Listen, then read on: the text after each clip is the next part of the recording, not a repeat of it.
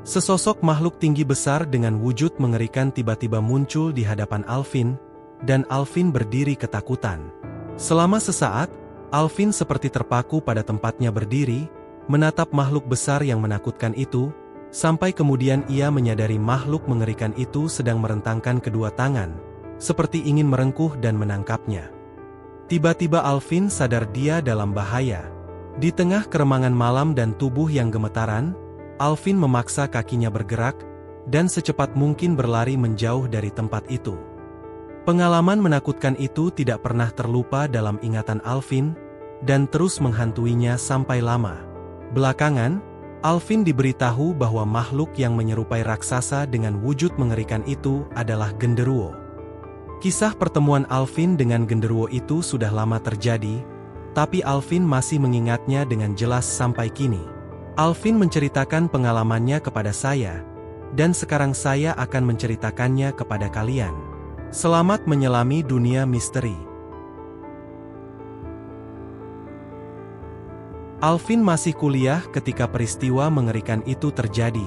Di kampusnya, Alvin bergabung dengan organisasi pecinta alam. Salah satu kegiatan organisasi tersebut adalah berkemah di tempat-tempat tertentu, khususnya saat liburan kuliah. Sebelumnya, Alvin dan teman-teman sekampusnya sudah biasa menikmati berkemah di berbagai tempat, dan tidak terjadi peristiwa apapun yang menakutkan. Sampai suatu ketika mereka berkemah di suatu lokasi, yang ternyata menjadi tempat tinggal genderuwo. Waktu itu Alvin semester 4 di kampusnya. Ketika libur kuliah, organisasi pecinta alam yang diikutinya berencana mengadakan kemah di suatu tempat yang memang populer sebagai lokasi kemah. Tetapi, saat disurvei, tempat itu ternyata sudah penuh, karena banyak organisasi pecinta alam dari kampus-kampus lain yang juga mengadakan kemah di sana. Alvin dan teman-temannya lalu mencari beberapa lokasi lain, dan hasilnya sama saja, tempat itu sudah penuh, karena memang lagi musim liburan, dan banyak orang mengisi waktu libur dengan berkemah.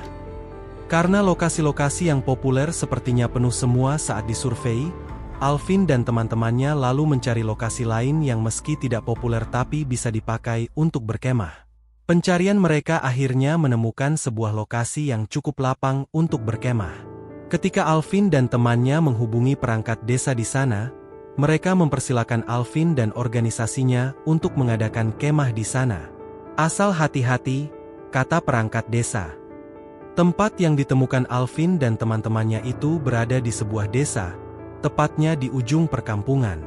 Lokasinya berupa tanah yang luas, sebagian kosong mirip lapangan, sebagian lain dipenuhi rimbun pepohonan. Alvin dan teman-temannya berencana membangun kemah di bagian tanah yang kosong.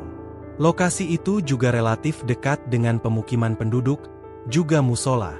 Jadi urusan mandi dan buang air bisa memanfaatkan musola, dan penduduk setempat juga mengizinkannya. Di pemukiman penduduk itu juga ada warung yang menyediakan makan dan minum serta jajan, sehingga urusan konsumsi bisa dibilang tidak masalah. 5 hari setelah survei, Alvin dan rombongannya berangkat ke lokasi tersebut. Total yang ikut acara kemah itu mencapai 30 orang, dengan barang bawaan yang cukup banyak, dari terpal kemah, tiang-tiang pancang, tambang, galon-galon air, kotak P3K, hingga tas-tas milik peserta kemah. Mereka menyewa truk untuk membawa rombongan dan barang-barang ke lokasi kemah. Sementara beberapa yang lain ada yang membawa sepeda motor. Alvin termasuk peserta yang membawa motor. Siang menjelang sore, mereka sampai di tempat perkemahan. Mereka pun segera mendirikan tenda-tenda dan mempersiapkan segala sesuatu untuk berkemah. Ada yang mendirikan kemah-kemah, ada yang mempersiapkan api unggun untuk penerangan, ada pula yang menata persediaan makanan dan minuman yang telah mereka bawa. Sambil mengerjakan semua kegiatan itu, mereka saling bercanda dan tertawa-tawa gembira. Ketika sore makin gelap, api unggun mulai dinyalakan. Karena lokasi itu ada di sebuah perkampungan, ada lampu jalan di beberapa tempat, dan cahayanya cukup membantu menerangi lokasi perkemahan. Tapi karena jarak lampu jalan relatif jauh dari tempat kemah, lokasi perkemahan pun cukup gelap, dan Alvin serta teman-temannya membutuhkan api unggun untuk menerangi.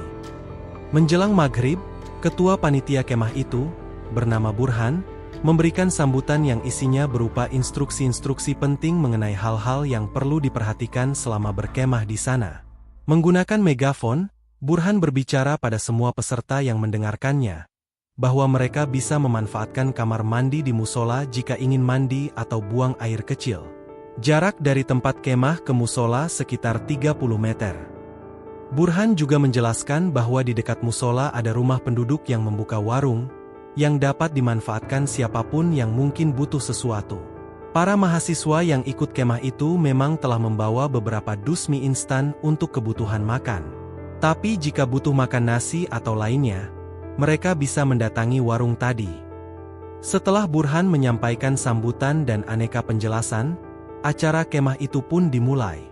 Ada 5 tenda kemah yang mereka bangun waktu itu, dan masing-masing tenda dihuni 6-7 orang. Masing-masing tenda menyalakan api unggun kecil di depan pintunya, sementara api unggun besar menyala di tengah-tengah lingkaran tenda. Malam hari, mereka memasak mie instan, membuat teh, lalu menikmatinya bersama-sama sambil bercengkerama. Ada yang main gitar dan bernyanyi bersama-sama, ada yang ngerumpi di dalam tenda, dan lain-lain. Beberapa orang kadang pergi ke musola untuk keperluan buang air kecil, lalu kembali ke tempat kemah. Sebagian lain meninggalkan tempat kemah sebentar untuk membeli rokok di warung. Malam semakin larut, dan sebagian peserta kemah itu mulai tertidur di kemahnya masing-masing. Meski banyak pula yang masih terjaga dan mengobrol dengan teman-teman setenda. Layaknya perkemahan, selalu ada orang yang ditugaskan berjaga, dan tugas itu biasanya dilakukan secara bergantian. Malam itu Alvin masih larut dalam obrolan dengan teman-teman di tendanya. Dia memang menikmati acara perkemahan itu, dan membayangkan bahwa dia beserta teman-temannya masih punya waktu 2 hari ke depan untuk menikmati acara tersebut. Dia suka petualangan, dan berkemah adalah salah satu petualangan di alam terbuka yang dinikmatinya. Sekitar pukul 11 malam, Alvin merasa ingin buang air kecil. Dia bertanya pada teman-temannya, apakah ada di antara mereka yang juga ingin buang air kecil, biar bisa sama-sama ke musola. Tapi teman-temannya menggelengkan kepala. Akhirnya, Alvin pun beranjak dari tempat kemah, untuk pergi ke musola sendirian. Itu bukan masalah baginya. Dia sudah terbiasa dengan alam bebas, dan pergi sendirian ke musola untuk buang air kecil bukan masalah baginya. Lagi pula jaraknya juga tidak terlalu jauh. Alvin pun melangkah santai meninggalkan kemahnya, lalu mulai memasuki rimbunan pepohonan yang ada di sana untuk menuju ke musola. Dia tidak membawa senter, tetapi cahaya dari tempat kemah cukup membantunya melihat jalan setapak di antara rimbunan pohon. Pohon-pohon di sana berukuran besar, sementara tanah di kanan kiri jalan setapak ditumbuhi rumput-rumput liar yang cukup tinggi. Alvin terus melangkah, sambil memperhatikan jalan setapak di depannya. Di tengah perjalanan, di antara rimbunan pohon, muncul pikiran nakal di kepala Alvin. Dia berpikir, kenapa harus jauh-jauh ke musola untuk buang air kecil? Kenapa dia tidak buang air kecil di sini saja? Biar tidak usah pergi jauh? Maka Alvin pun lalu berhenti di dekat sebuah pohon, menurunkan celana, dan mulai buang air kecil di sana. Usai buang air kecil, Alvin terpikir untuk menyulut rokok sebelum melangkah kembali ke tenda kemahnya. Alvin pun mengambil sebatang rokok dari saku, meletakkannya di mulut, lalu mulai menyalakan korek gas untuk menyalakan rokoknya. Ketika Alvin menyalakan korek gas itu, dia merasa melihat 2 bulatan merah di kejauhan. Alvin mengisap rokoknya yang mulai menyala, lalu memastikan penglihatannya. Dia masih melihat 2 bulatan merah itu, tapi kini jaraknya seperti makin dekat. 2 bulatan merah itu seperti 2 bola api menyala di tengah-tengah keremangan malam dan rimbunan pohon di sana, dan tampak bergerak mendekat ke arah Alvin. Alvin penasaran dengan 2 bulatan merah itu. Jadi dia lalu kembali menyalakan korek gasnya, untuk memastikan apa 2 bulatan merah yang tampak bergerak itu. Ketika api di korek gas menyala, Alvin dapat melihat 2 bulatan merah itu lebih jelas. Namun dia juga melihat sesuatu yang lebih utuh sekaligus mengerikan, karena jaraknya sekarang makin dekat dengan tempatnya berdiri. Di bawah keremangan malam dan rerimbunan pohon, Dengan diterangi api dari korek gas yang menyala, Alvin menyadari bahwa dua bulatan merah yang tampak mendekat ke arahnya ternyata sepasang mata. Dan sekarang Alvin menyaksikan sesosok makhluk tinggi besar pemilik sepasang mata itu, yang tampak mendekat ke arahnya. Alvin terpaku di tempatnya berdiri, gemetaran memegangi korek gasnya, dan sekarang ia makin jelas melihat sosok makhluk itu. Selain tinggi besar, Alvin juga melihat sekujur tubuh makhluk raksasa itu ditumbuhi bulu-bulu liar berwarna hitam. Yang tidak bisa dilupakan Alvin sampai sekarang, saat itu ia menyaksikan makhluk itu tengah merentangkan kedua tangannya yang besar, seperti akan merengkuh dan menangkap Alvin. Sekilas, Alvin melihat kuku-kuku panjang dan tajam di ujung jari-jari makhluk besar itu, dan detik itulah Alvin sadar ia sedang dalam bahaya. Kesadaran itu membuat Alvin tergerak untuk menyelamatkan diri.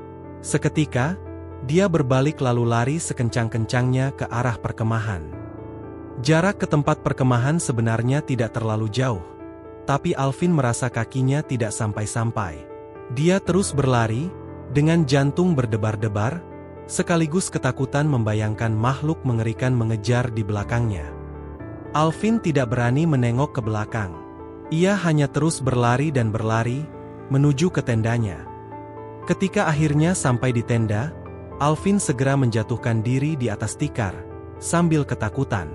Waktu itu teman-temannya masih main gitar sambil mengobrol, dan mereka kaget mendapati Alvin yang tiba-tiba datang sambil ketakutan. Dengan panik, Alvin meminta teman-temannya menutup pintu tenda. Karena melihat ekspresi panik Alvin, teman-temannya pun menuruti permintaan itu, dan mereka menutup pintu tenda. Setelah itu, Alvin mulai mengatur napasnya yang ngos-ngosan, lalu menceritakan pengalamannya barusan. Alvin menceritakan pada teman-temannya bahwa dia bertemu sesosok makhluk menyerupai raksasa dengan wujud sangat mengerikan, dan makhluk itu seperti akan menangkap atau merengkuh Alvin dengan kedua tangannya yang besar. Cerita itu membuat teman-teman Alvin tercekam. Andai Alvin tidak menunjukkan ekspresi ketakutan yang jelas, mereka mungkin akan menganggap Alvin tengah mengerjai mereka. Bagaimanapun mereka mengenal Alvin sebagai sosok pemberani yang telah biasa akrab dengan alam liar. Tapi sekarang, melihat ekspresi panik dan ketakutan yang jelas ditunjukkan Alvin, mereka pun percaya pada cerita Alvin. "Mungkin ini salahku juga," ujar Alvin kemudian, "aku tadi nekat kencing di sana." Malam itu, suasana di tenda Alvin jadi mencekam. Mereka memutuskan untuk merahasiakan peristiwa itu untuk sementara, dan tidak menceritakannya ke teman-teman yang lain, agar tidak terjadi kehebohan. Bagaimanapun, mereka masih akan berkemah di sana sampai 2 hari mendatang. Jika cerita Alvin tersebar, mereka semua pasti akan ketakutan, dan acara kemah bisa berantakan. Malam itu pula, semua orang di tenda Alvin berjaga-jaga, berusaha untuk tidak tidur. Alvin juga merasa sebaiknya ia tidak tidur malam itu, dan ia bertekad untuk terus terjaga sampai besok. Bahkan, diam-diam Alvin berencana untuk pulang pagi nanti. Dia membawa sepeda motor, dan dia bisa pulang sendiri. Syukur-syukur kalau ada teman yang mau menemani. Alvin merasa tidak nyaman jika harus meneruskan acara kemah di sana sampai 2 hari mendatang. Bayangan sosok makhluk mengerikan yang ia lihat tadi begitu membekas dalam ingatannya, dan hal itu membuatnya bergidik ngeri. Malam ini ia berhasil selamat, tapi dia tidak tahu apa yang akan terjadi pada besok malam. Alvin memutuskan untuk pulang setelah pagi nanti. Semalaman, Alvin dan teman-teman setendanya tidak tidur, dan suasana tempat perkemahan itu makin terasa hening. Teman-teman di tenda-tenda lain pasti sudah tertidur. Sementara jarum jam terus merangkak menuju pagi. Alvin merasa tak sabar ingin segera meninggalkan tempat perkemahan itu. Ketika azan subuh akhirnya terdengar dari musola, lokasi perkemahan itu masih gelap. Alvin dan teman-temannya merasa lega karena akhirnya subuh datang, tapi mereka belum berani keluar tenda. Seiring pagi yang terus merangkak, teman-teman mereka di tenda-tenda lain mulai terbangun, dan suara-suara mereka terdengar dari tenda Alvin. Akhirnya, sekitar pukul 7 pagi, dan lokasi perkemahan benar-benar sudah terang, Alvin dan teman-teman setendanya keluar dari lokasi perkemahan, lalu pergi ke warung untuk sarapan. Begadang semalaman membuat mereka merasa lapar, dan mereka merasa perlu mengisi perut, juga perlu menghangatkan badan dengan teh panas. Di warung makan, mereka pun menikmati sarapan dengan nasi dan segelas besar teh yang membantu tubuh lebih hangat. Penjual di warung makan itu sepasang suami istri yang ramah. Seusai makan, Bagus, salah satu teman Alvin, bercakap-cakap dengan pemilik warung tersebut. Seiring percakapan, Bagus bertanya, apakah lokasi yang mereka pakai untuk perkemahan itu angker? Laki-laki pemilik warung mengatakan, tempat yang digunakan untuk perkemahan itu memang angker. Dan hal itu telah diketahui semua orang di kampung tersebut. Itulah kenapa, menurutnya, tanah di lokasi itu sengaja dibiarkan tetap kosong seperti sekarang, dan tidak dipakai untuk perumahan. Karena di sana ada penunggunya, ujar si pemilik warung, para penduduk di sini memilih menghormati lokasi itu, dan tidak mau mengganggu penghuninya. Pemilik warung itu juga menjelaskan bahwa meski angker, sebenarnya penduduk di kampung itu sering menggunakan bagian yang kosong untuk berolahraga, semisal main badminton di siang hari. Anak-anak juga suka bermain bola di sana. Asal nggak macam-macam di sana, sebenarnya nggak masalah, ujar pemilik warung. Meski begitu, penduduk sini nggak berani ke sana kalau udah sore. Bagus menanyakan, sejak kapan tempat itu memiliki penunggu? Dan pemilik warung menjawab, udah sejak lama sekali, sebelum orang-orang bikin perkampungan di sini. Lalu pemilik warung menceritakan, dulunya tempat perkampungan itu mirip hutan, karena penuh pohon-pohon besar dan rerumputan liar. Berpuluh-puluh tahun lalu, orang-orang mulai datang ke tempat itu, mendirikan rumah untuk tempat tinggal. Perlahan namun pasti, pohon-pohon besar di sana mulai ditebang, rumput-rumput liar dibersihkan, sampai akhirnya lokasi yang semula mirip hutan itu berubah menjadi perkampungan yang dihuni banyak orang. Meski begitu, para penduduk tetap membiarkan salah satu bagian di sana untuk tetap menjadi lokasi yang dipenuhi pepohonan dan rumput-rumput liar, yaitu lokasi yang sekarang menjadi tempat perkemahan Alvin dan teman-temannya. Dari dulu, tetua di sini sudah mengingatkan agar tempat itu tidak diusik, ujar pemilik warung. Jadi penduduk di sini pun menghormati peringatan itu, dan nggak ada yang membangun rumah di sana. Udah jadi pengetahuan penduduk sini kalau di tempat itu ada penunggunya, dan kami harus menghormati tempat tinggalnya. Alvin dan teman-temannya mengangguk-angguk mendengar penjelasan pemilik warung. Setelah ragu-ragu sejenak, Alvin memberanikan diri bercerita pada pemilik warung bahwa tadi malam dia melihat sesosok makhluk tinggi besar dengan wujud mengerikan dan sepasang mata merah menyala, di tengah rerimbunan pohon dan keremangan malam. Mendengar penuturan Alvin, pemilik warung berkata, "Nah, itu genderuwo yang menunggui tempat itu. Beberapa penduduk sini juga ada yang pernah melihatnya. Makanya kami nggak berani macam-macam dengan tempat itu." Diam-diam, Alvin menyesali perbuatannya tadi malam yang buang air kecil sembarangan di sana. Mungkin karena perbuatannya itulah dia jadi melihat sosok makhluk yang disebut genderuwo itu. Karena makhluk itu mungkin marah melihat Alvin mengencingi tempat tinggalnya. Pagi itu juga, Alvin memutuskan untuk pulang dengan sepeda motornya. Ia merasa tidak nyaman jika masih ada di sana, meski sebenarnya berat meninggalkan teman-temannya. Masih ada 2 malam lagi acara kemah itu, dan Alvin berpikir lebih baik ia menikmati malam di rumahnya sendiri. Akhirnya, setelah berpamitan dengan teman-temannya, Alvin pun berangkat meninggalkan lokasi perkemahan itu. Seorang teman, bernama Adianto, memutuskan untuk menemani Alvin pulang, mengingat Alvin semalaman belum tidur. Adianto merasa perlu memastikan Alvin pulang dengan selamat. Pada waktu itu, kisah tentang pertemuan Alvin dengan genderuwo di lokasi perkemahan tersebut sengaja dirahasiakan, sehingga kebanyakan teman Alvin tidak tahu alasan pasti kenapa Alvin pulang terlebih dulu. Mereka hanya diberitahu kalau Alvin punya keperluan mendadak. Cerita soal genderuwo yang dilihat Alvin sengaja dirahasiakan, agar tidak menimbulkan ketakutan pada teman-teman lain selama berkemah di sana. Namun, setelah acara kemah itu selesai, dan mereka telah kembali menjalani aktivitas di kampus seperti sebelumnya, cerita soal genderuwo itu pun mulai tersebar. Sejak itu dan seterusnya, Organisasi pecinta alam di kampus Alvin tidak pernah lagi berkemah di sana. Saat ini, Alvin telah lulus dari kuliahnya. Namun peristiwa yang dialaminya di tempat perkemahan itu, dan kisah pertemuannya dengan genderuwo di sana, belum juga hilang dari ingatannya. Karena itu pula, Alvin selalu mengingat untuk tidak pernah lagi berbuat seenaknya di sembarang tempat. Karena siapa tahu di sana ada penunggunya. Teman-teman, itulah kisah perjumpaan Alvin dengan makhluk yang disebut genderuwo di tempat perkemahan. Jangan lupa like, share dan subscribe, agar tidak ketinggalan kisah-kisah misteri di channel ini. Sampai jumpa di kisah-kisah selanjutnya.